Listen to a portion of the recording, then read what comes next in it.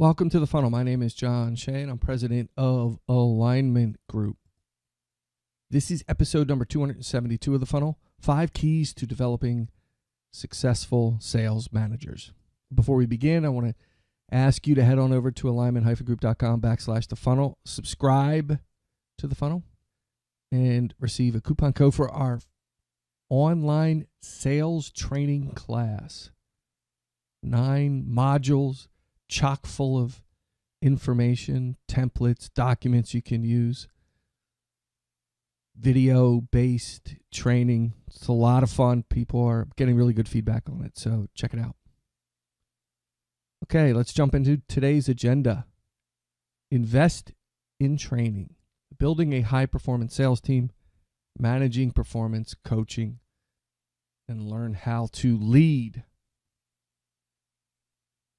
So invest in training. What does that mean? Well, that's pretty self-explanatory, right? We want you to invest in training your managers. I'm not sure why companies don't invest in management training. It's amazing to me the conversations I have and the calls I have.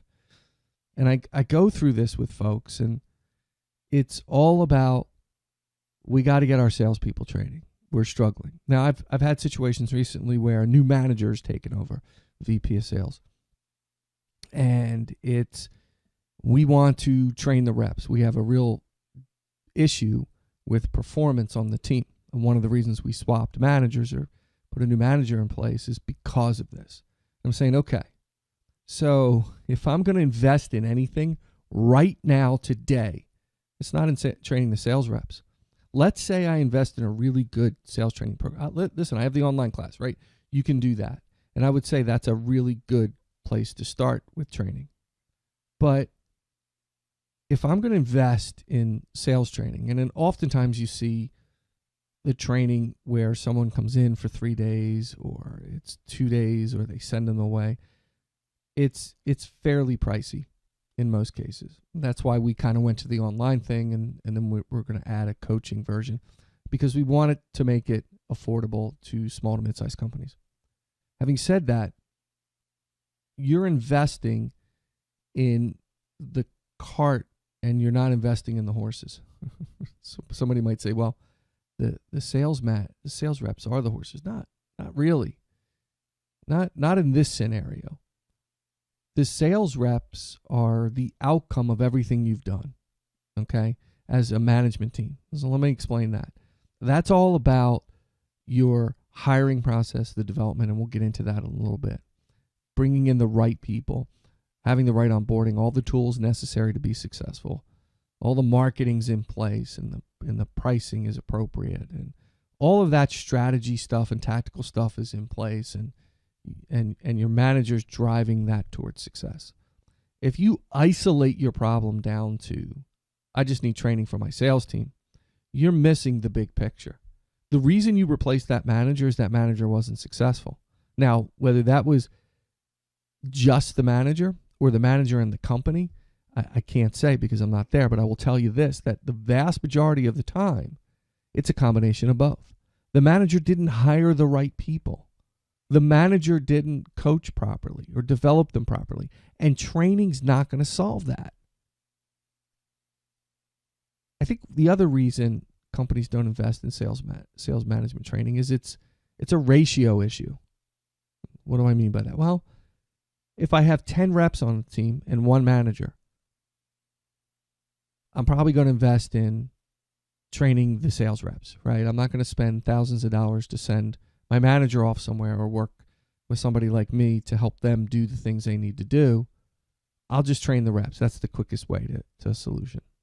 So I can give you 1,000 scenarios. I think I've used some of these before, but it's 2017 now. We're in the middle of, we're actually closing out the NFL season. It's the last month of the season. This is where the rubber meets the road, where the pretenders fall off and the real playoff contenders shine because the pressure's on, right? So that's a lot of fun to watch. There is some interesting viewpoints on some of these teams that have turned themselves around in a year. So I'm just going to use a quick example. The LA Rams were a pretty bad team last year. Okay. And they fired their coach. And they brought in this young coach from DC, from the Washington team. And he's in his mid-30s, early to mid-30s, young guy. And they're just tearing it up. They're in position to win their division. They actually have a shot at getting, the top playoff seed. Now, sure, there's been some turnover and some changes in players because that happens in every team. But here's the interesting part. Pretty much the same core players are in place that were there last year, are there this year. What's the difference in the team's performance this year? Coaching, management.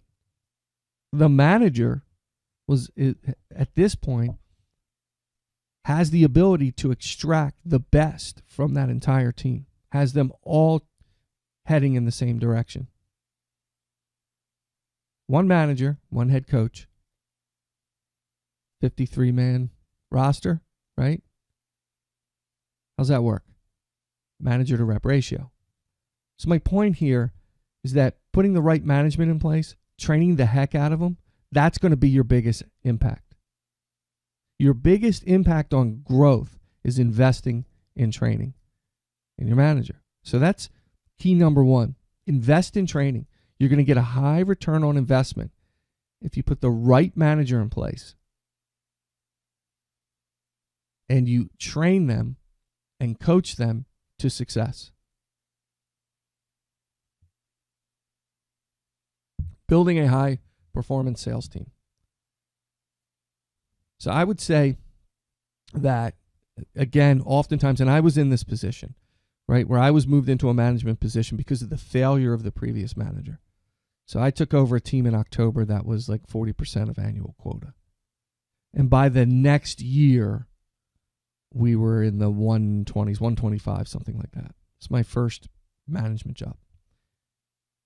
And I did two things, obviously. I spent a lot of time coaching and developing the team that I had, and I got rid of people that didn't belong.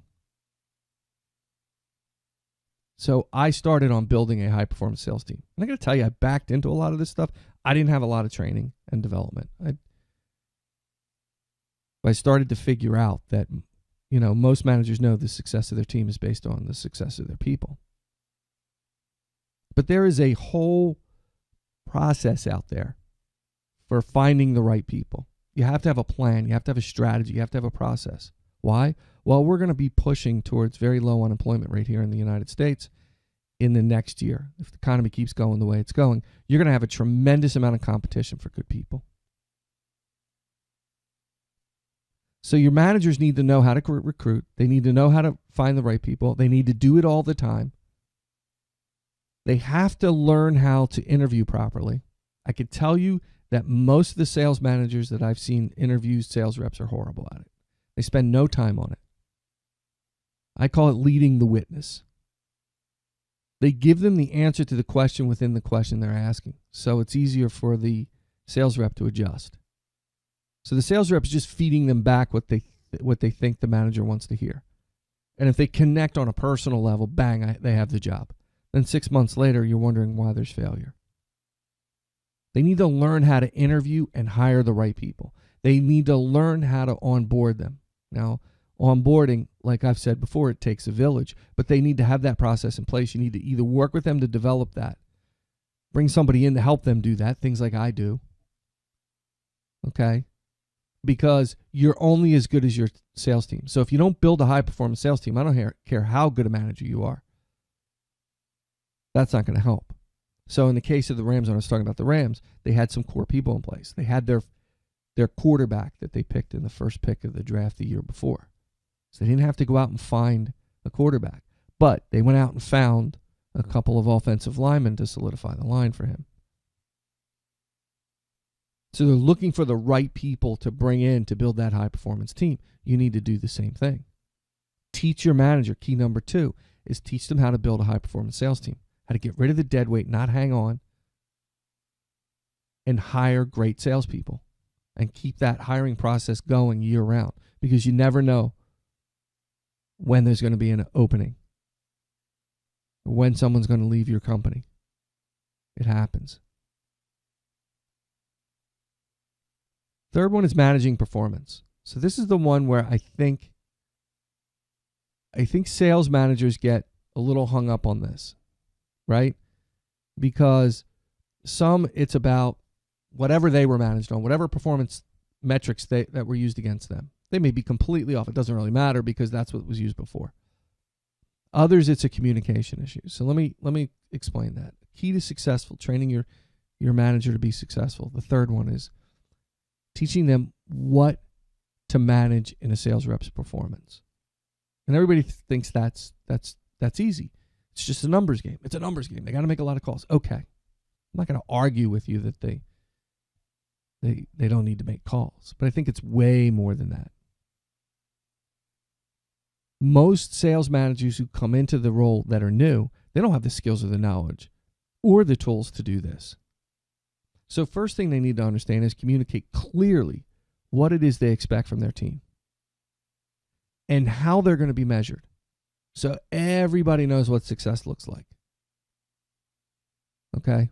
I know I used to drive my managers and sales reps crazy with that. I was very clear because once you create clarity and you put it out there and it's everybody understands it, there's nowhere to hide. So I talk about, some of the things in my personal life, right? Same with my kids. Very clear on expectations on what I want when I'm asking for a chore to be done. It's not always delivered, and I have to go back and reinforce that. It's a great training ground for sales management.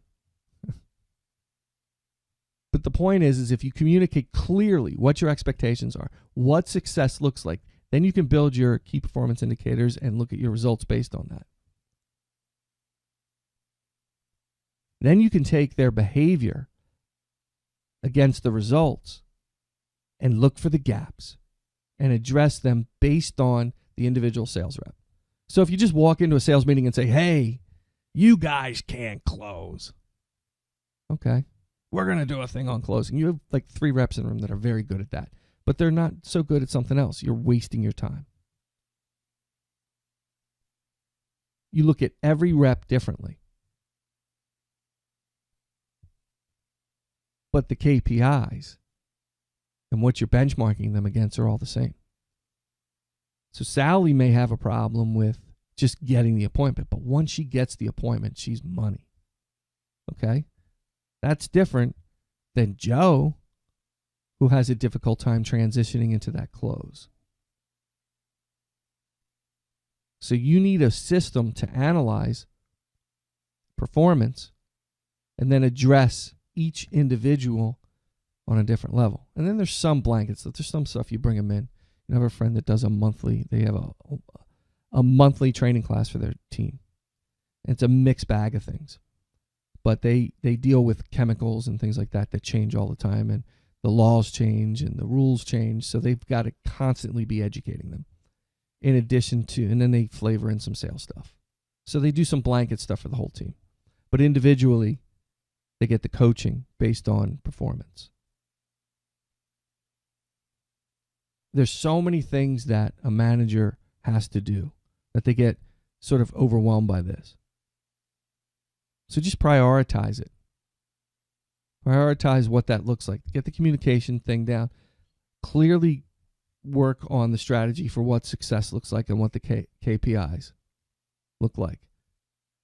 Then you can transition into the next piece of this. Once you've communicated all that, you've listed out what success looks like, you put the key performance indicators in place, you're looking at the results, then you can move into coaching. Right? So I'm going to tell you right now, you should be spending at least 50% of your time coaching. I can tell you with great clarity that coaching moves the needle faster than anything else. Now I'm going to be very clear. Coaching is not doing. That's not riding in on your white horse, the white knight saving the world by closing the deal and then coming back to the office and ringing the bell and telling everybody what a great job you did closing. That's not a sales manager. The sales manager coaches their team, teaches them how to do that. So, if you want a good sales manager, you need to teach them how to coach. Not every one of them knows how to coach. They need to spend at least 50% of their time doing it. They need to reinforce the positive behavior. Push that. You lead them like a therapist. You ask a lot of questions. When they come to you and say, hey, I have this problem and I need some help in doing this. Well, if I wasn't here, how would you do it? Tell me what you would do. Okay? That's great. Maybe add this little twist to it. Maybe do that. So you're just adding a little nuance to what they're saying. Sometimes they just have the answer. They just need you to tell them it's okay to do it that way. You spend time with them. You write a coaching plan for each rep. Now, if 50% of your time is spent coaching, oh my goodness, what am I going to do with all the fires I need to put out? Stop. Stop with the mundane internal stuff. That's what I would tell the manager. So a good manager knows how to coach. So I would teach them how to coach. I would invest in training. I would teach them how to manage those KPIs and performance indicators. These are the things that are going to make all the difference in the world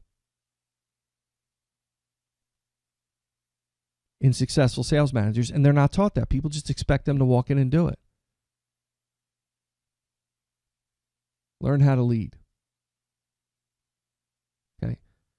I'm sure you've heard this. They're a natural leader. They're really good at it. People follow them. Yes, there is something to be said about that. And there are people like that, but not everybody's like that. Sometimes they just need a little help on how to lead their team.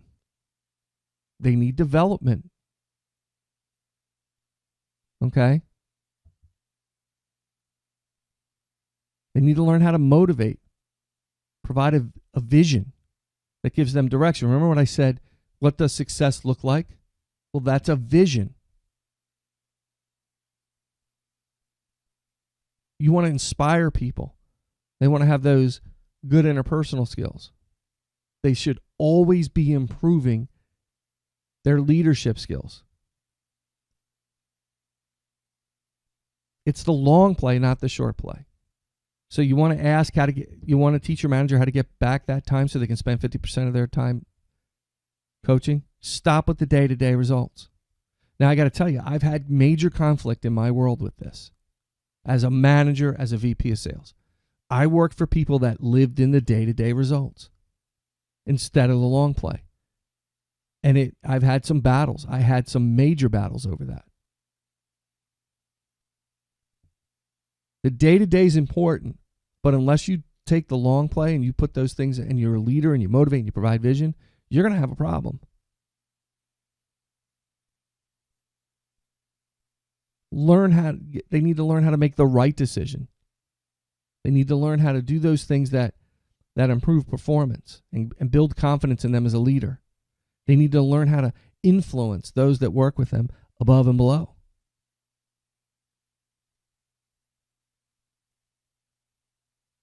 And sometimes they need development on that. They need help. So these are the things that I find to be important to sales management success. Invest in that training. Do the things for your manager